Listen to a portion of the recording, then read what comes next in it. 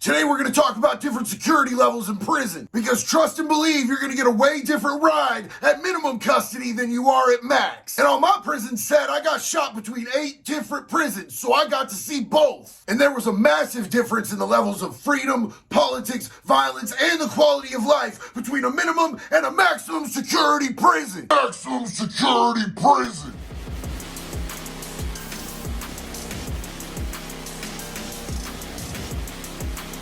Hey y'all, my name is JD, and for those who don't know, I was a 20-year drug addict and career criminal. Today, I am a recovery coach who owns his own business, helping people that are still lost in that darkness find their way out. One thing that I think a lot of people don't understand about prison, even people who've been to prison apparently, is that every single prison is different. Every single state has their own prisons with their own politics and their own culture, and that can vary from each institution across the board. Then you have privatized prisons, you have federal prisons.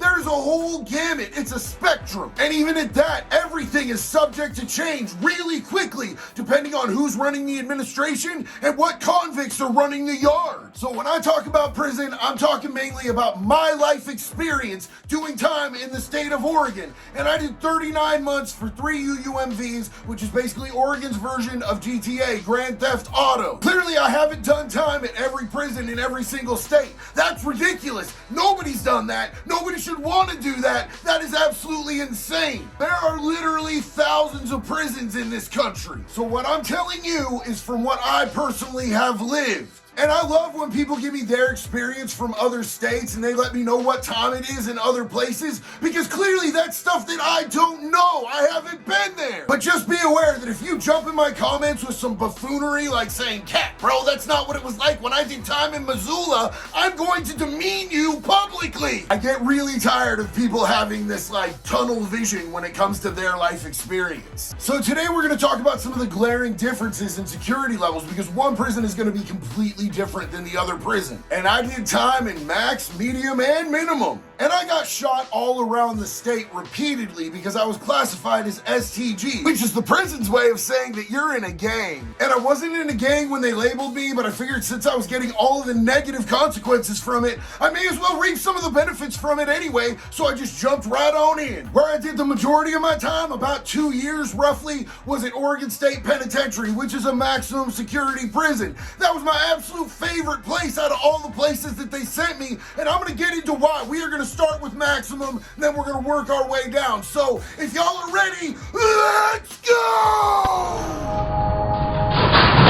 Oregon State Penitentiary was not the first prison that I went to, but it was the one that I was at for the absolute longest. It was a maximum, and I kind of had to work my way up to get there. It originally was opened in 1851, and it was the first prison in the state of Oregon. Originally, it was one-man cells, but somewhere along the way, they decided that they could just toss an extra bunk bed in each cell and make these cells into 2-man cells. Now, they're not big enough to be considered humane living space for 2 people, so they ended up losing some of their federal funding because the Fed said you can't have 2 people in those cells. You got to take them back to 1-person cells to get your funding. The state decided that it was just more cost effective to keep it the way that it is and have people in inhumane living conditions. Now, OSP is also referred to as the walls because it has giant cement walls that surround the entire prison. These walls are equipped with gun towers with armed guards in them. If there's any type of fight, any type of riot, they will shoot one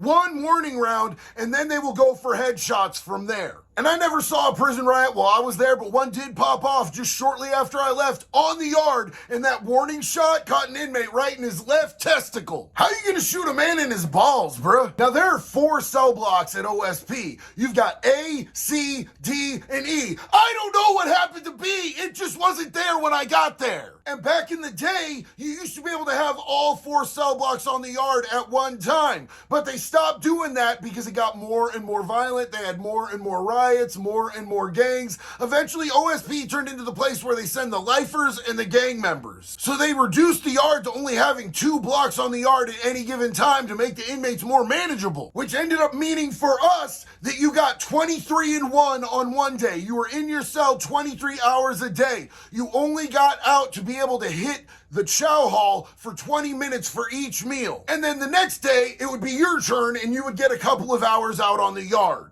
Now, you would also get showers twice a week, which I don't even think goes by federal guidelines, but it's what they were doing to us. And the cell blocks were like that old school Shawshank Redemption, bars across the door, stacks on stacks of tears. It was just like really awful and dirty and filthy and old. Whatever temperature it is outside, that's the temperature inside, and Oregon gets cold. And with me painting such a lovely mental picture here, you're probably asking yourself, why was this your favorite prison to be at out of the prisons you went to? Because the cops left you alone. The COs were not trying to bust you doing no petty stuff, man. As long as you weren't stabbing them or stabbing someone else in front of them, they let you do your thing. That place was run by majority by the inmates, not the COs or the staff. They were just stoked if they didn't get assaulted. It was also only about 45 minutes away from where my family was, so I was able to get regular visits, as opposed to some of the other places that they sent me that were 6 hours across the state and I never saw my people. The canteen was run on the yard. It was like an actual store that you walked up to, handed them a list,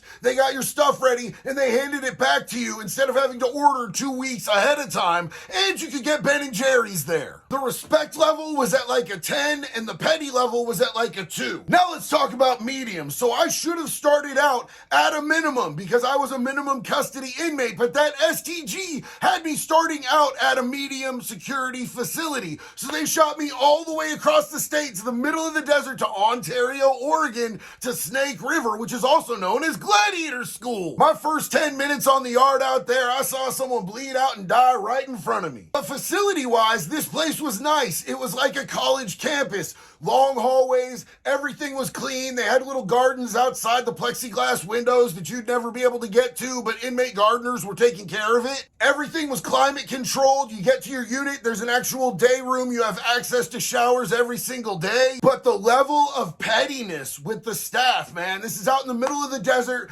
There's literally nothing there. So they got some straight up corn-fed, cousin fucking hillbilly staff there, and they're always trying to make your life miserable for no reason. You would be walking from your unit to go to the chow hall to eat a meal, and there would be like a line of 10 COs on the wall. And they would randomly point at people and be like, "You, inmate, come in this room. We're gonna strip search you." What the They were constantly doing too much with the cell searches, and they would take all your stuff and throw everything you own on the floor. They'd step on pictures of your wife and your kids, and literally anything that you could buy had your inmate number on it. So if you were walking down the hallway going to chow and they would pull you over, they would check your shoes to make sure that that number correlated with the number assigned to you, and you would go to the hole for extortion if it didn't. And most of the time it would be like, "Yo, my homeboy gave me some shoes. I just landed here. He didn't want me walking around in those state issue Bobos." Or your homeboy got out and he had a CD player and he passed it on to you. Or you extorted that stuff off of Chomo and they actually legit got a bust. But either way, they should just let that stuff slide. At OSP, they weren't messing with none of that. There was still a lot of gang members there, but most of them weren't doing absorbent amounts of time, so staff assaults were not as common as they were at OSP, which meant they were going to act real brave on you. Now let's talk about minimums. I finally made it back to minimum custody at the absolute end of my set. Like the last 6 months, I finally got my minimum custody status back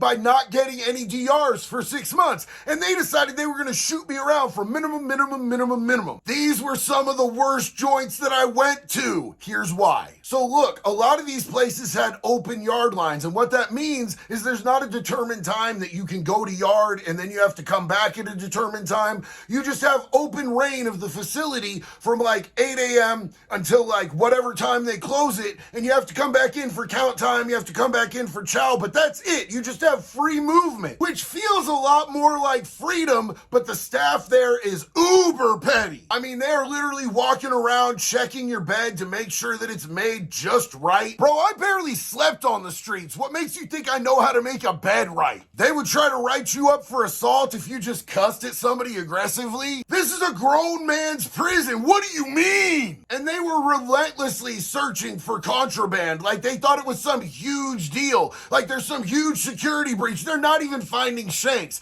They're finding little pinner cigarettes and stuff like that. This is what happens when you have cops with too much time on their hands and they haven't seen a staff assault or any other type of consequence in years. Plus, unlike a medium or a maximum, you are in a dorm, which is the worst type of living situation. I would legitimately rather be on 23-in-1 lockdown than live in a dorm. A dorm is just a giant room with a bunch of bunk beds, and you live with like 99 other dudes. You guys are all sharing like 3 toilets and 3 showers between all of y'all. You can smell every single bodily function of every other man on that dorm at all times. You hear all of the snoring, all of the farting, all of the yelling, all of the weeping. There was legitimately not a second of peace and quiet, no matter what time it was during the day or night. And for some reason, most of these dudes were walking around like they had something to lose. They were scared to fight. They were scared to do anything sneaky. They were acting like they weren't even criminals anymore because I don't want to lose my minimum custody and go back to OSP. Send me back! Now, Sandy M had a decent sized fence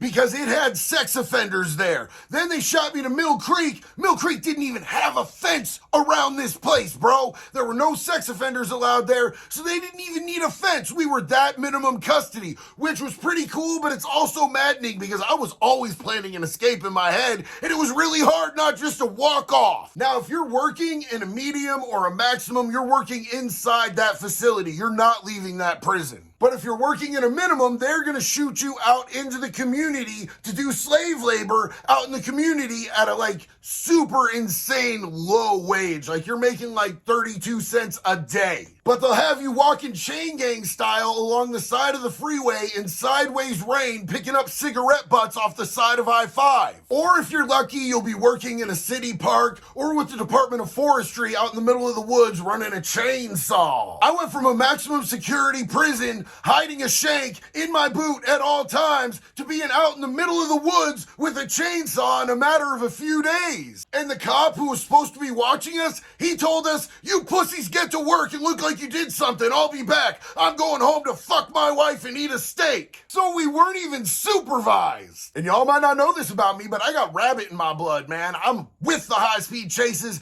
I'm with the escape attempts, but I had less than 6 months left, so it just didn't make sense, because if I escaped, they had another 5 years to your sentence. Do you know how much discipline it took for me not to just take off? So now that you see some of the practical differences between the contrast in security levels in prisons, let's talk about what determines your level of security as an inmate. It is all based on how much time you have, if your crimes were violent or not, if you have a sex offense, and your institutional history. Now, your institutional history is all based on your behavior while incarcerated. So if you've got DRs, if those DRs are violent, so on and so forth. So I personally found it astounding that I found myself at a medium custody gladiator school when I was a minimum custody inmate, all because of a clover tattoo that I had on my hand. It just blew my mind. And I adamantly told these dudes I was not in a gang, and I was telling the truth, but you know, it is what it is. I guess a lot of inmates and convicts tend to lie to the police when they go to prison. I think at the end of the day, the thing that shocked me the absolute most is that I ran the entire gamut.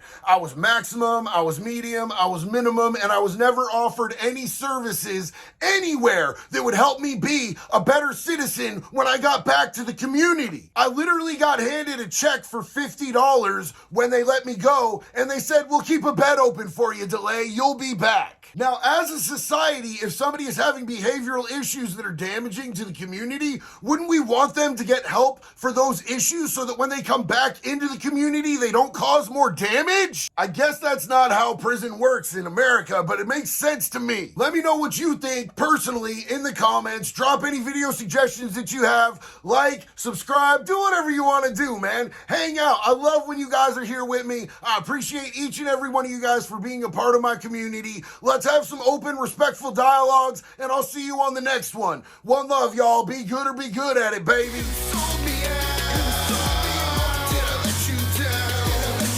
Why is there shit on the floor in the shower? Who took a shit on the floor in the shower? Like 100 other dudes have to use the shower. What the hell is wrong with you?